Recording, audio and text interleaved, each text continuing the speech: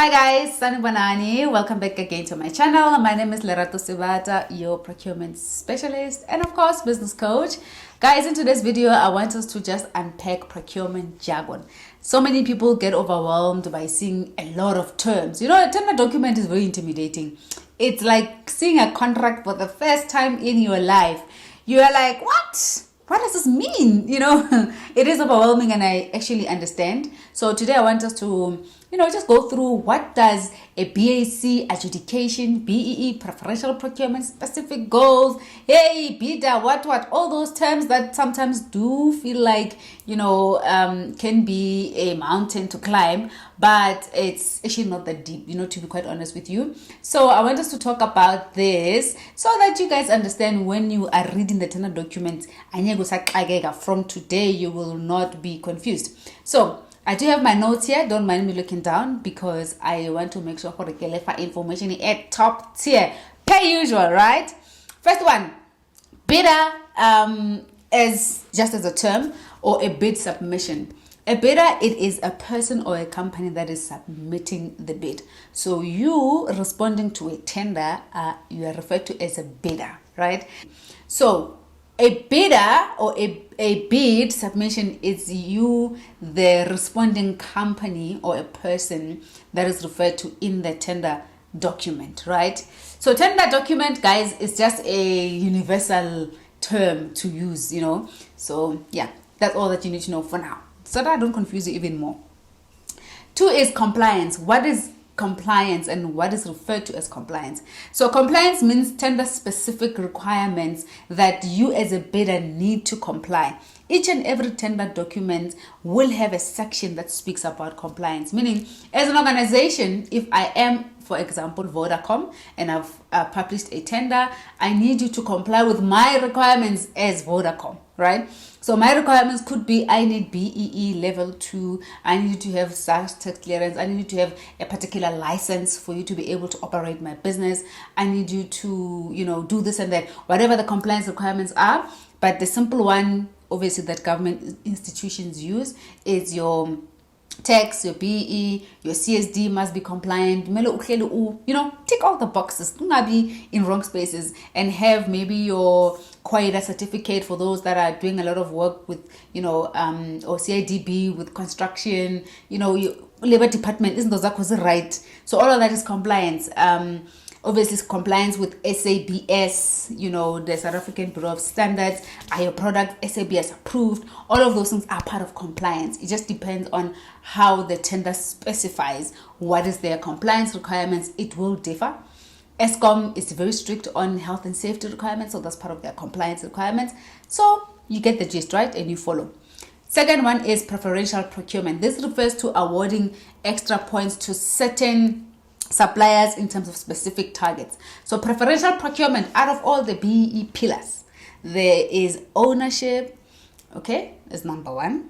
And then there is supply development, there's enterprise supply development, there's skills development, there's preferential procurement. So there's different types, or rather there are different categories under the BEE, pillars. But then preferential procurement is the one that speaks to, but the third party buying of how the preferential procurement spend accounts to the transformation agenda within the BEE framework, in simple terms. So now, as the buying organization, again, back to Vodacom example, you just make an example, their preferential procurement spend, let's say their third party spend is probably maybe 40 billion.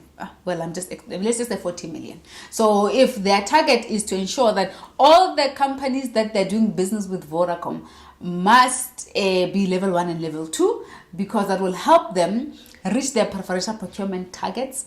And these targets are obviously related to, what they need to achieve back to the government to prove that they are doing compliance. And I'm just really explaining this in layman terms, right? So therefore, preferential procurement points will say each tender that is published will have particular points that you need to achieve. That's why it's good to be level 1 black, more than 30% black female, and have some form of youth in your business, and yeah, veterans, etc. So, but that's preferential procurement. It is a scoring system that assists the buying organization to be able to comply back to when they also do their own BE certificate, Naboba compliant with the commissioner. So it's a circular economy. Sorry guys, memory card was full. We had to delete some videos, so I need to buy me a big camera. Anyway, moving right along, I think I over-explained the whole preferential procurement, don't, right? Another terminology, it is broad-based Black economic empowerment. So again, it just speaks to the point I just made now, that is referred to in SBD 6.1. So again, this speaks to how points are awarded for bidders in terms of chances of winning the bid regarding the transformation agenda, right? I just want to be quick because it's also getting dark, né? And the other term is declaration of interest. This you find in SBD or on SBD 4, right? Declaration of interest is the company that which is advertising wants to know, do you have interest as someone that is submitting a bid with anyone in this organization that you could have preview to information earlier on, or be prejudiced, or not be fair, right, in terms of evaluation. So you need to declare if you do have some form of relationships or individuals with anyone internally, right?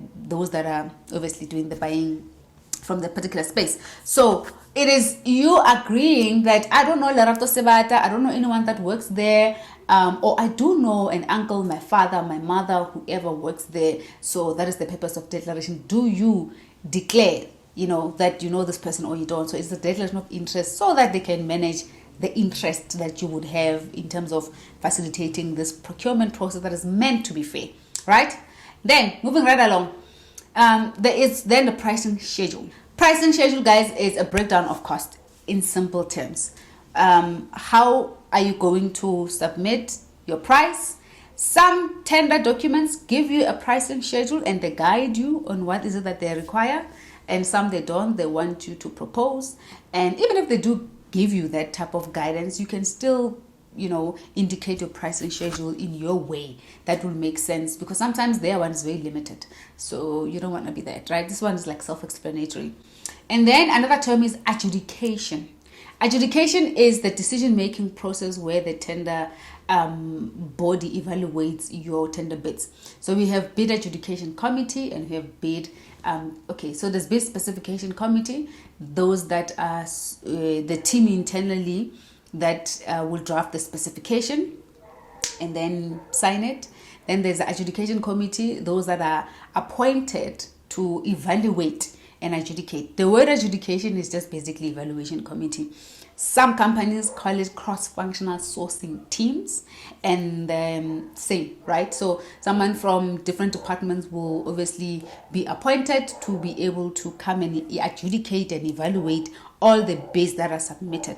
So there's the bid adjudication committee, or adjudication in simple terms, evaluation, So that's what it is. Scope of work or statement of work or specification, it is one term. Scope of work is the scope of what is required. If we need an iPhone, okay, it's a better example. If they say they want a phone, my God, this dog is making noise. I'm trying to avoid it, but ish, guys, or just continue, right? So if the company says I want a phone that can do 1, 2, and 3, and they don't specify the brand, that is a scope. You then can propose an iPhone, you can propose a Nokia, you can propose Samsung, if it meets the requirements and the specification. Or they want a particular camera that can give you 4K, this processing power, unit storage, what, and then people will then come and propose Canon, Nikon, they can propose Sony, whatever the case might be. So that is the scope of work / a specification / statement of work. Okay. Lead time is obviously how long it's going to take for you to deliver the entire turnaround time for you to provide this particular service, and how long it's going to take you from point A to buy, point B to deliver to your client. That is the lead time. Okay. And then bid validity period. So this is mostly common in every tender document. It will have how long is this tender valid for. The reason for validity period is to obviously try and lock in the pricing within a particular period. And guys, a lot of things change in 3 months. People get married in 3 months. People have babies in 3 months. I know it's so unrelated, but I just wanted to get it. So in business terms, people pass on in 3 months. You're no longer the director. Maybe you had a partner. You guys have separated in your business. You're no longer co-sharing this business. Or rate of exchange changes. The rent value changes in 3 months. Probably your bid price was 2 million using 17.5 exchange rate, and then in 2 months is now 19. So you know what I mean. So the reason for validity period is to ensure that duration of the submitted bid remains open and acceptable for that period should anything changes. And sometimes B levels also change. So a lot of things change. So that's the validity. That's why a proper procurement practitioner will know if their tender is not yet done after closing date in terms of evaluation, the request for extension, it is because of this very same point, validity. Next, tender evaluation criteria. This one is absolutely critical. So evaluation criteria means a form of metrics that is used to evaluate and to score your points. So if your approach, your CVs that is required, you submitted, your methodology, evaluation criteria in every tender or public tenders, it's there, and you need to ensure that you meet the at least minimum requirements there. So they take that very same criteria to qualify you. So simple term is just a standard that is used to score and rank each and every bidder from a point system in terms of how you did with regards to your submission, right? You might know this. Then contract award, it is obviously after the process is completed and now we have a winner, number one, then that's the whole contractual award, right? I do also want to explain few things regarding the SBD forms, right? So invitation to bid, SBD1, it is you being invited to submit a bid and completing all of those documents. So guys, another point to mention, it is local content. Now this is the percentage a product or a service value that originates from South Africa. Obviously, if local content percentage means if you are submitting maybe a tender for furniture, you'll need to check what is the threshold for the local content calculation with SABS, and some are published also with National Treasury. So it will guide you that for furniture, we can only import maybe 30%, and 70% is locally made, and then 30% it is maybe imported content. So imported content and local content is how much of this product is locally made or sourced. We could have this lip gloss, for example, and 100% of this is imported, is not locally made. And then the tender submission, they need you to declare and indicate. So you'll need to say only this top part is imported, and then 70% of it is locally. Then you need to produce certificates from your suppliers, or you'll need to have it if you are the original manufacturer, right? So yeah, value added tax, you guys know value added tax. In court terms, I don't want to talk a lot about in court terms because it will relate a lot more with transportation, logistics business. That might just confuse people, but if you are interested, I can dive deep into in court terms.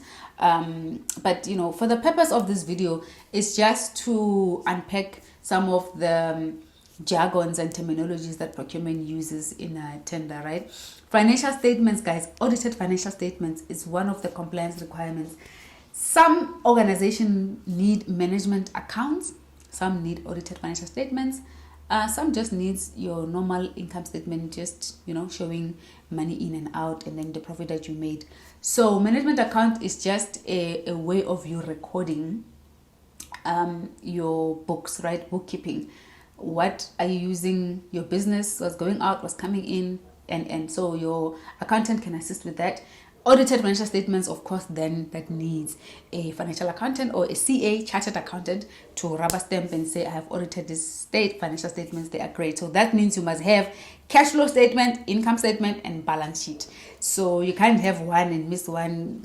And the reason why they also need 3-year audited is to kind of evaluate the trend of your business, how you've been performing. So it is very critical and important not to use your bank account, your business bank account, for things that are personal, but must be limited to business, so that your financial accountant or chartered accountant, they can be able to, pull your bank statement with receipts and be able to do financial statements for you.